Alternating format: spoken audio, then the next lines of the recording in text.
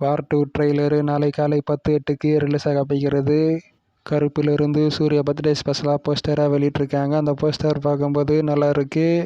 அதுக்கு அடுத்தது இன்னொரு நியூ போஸ்டரும் வெளியிட்டிருக்காங்க. சூர்யா பர்த்டே ஸ்பெஷலாக நள்ளிரவு 12 மணிக்கு கருப்பிலிருந்து இந்த போஸ்டர் பார்க்கும்போதும் நல்லா இருக்குது. அதுக்கு அடுத்தது டீசரை வெளியிட்டிருக்காங்க.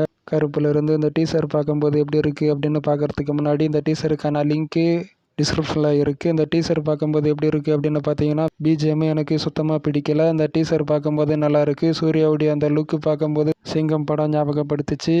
இந்த டீசர் பார்க்கும்போது சரி சிங்கம் படம் தான் ஞாபகப்படுத்துச்சு எனக்கு.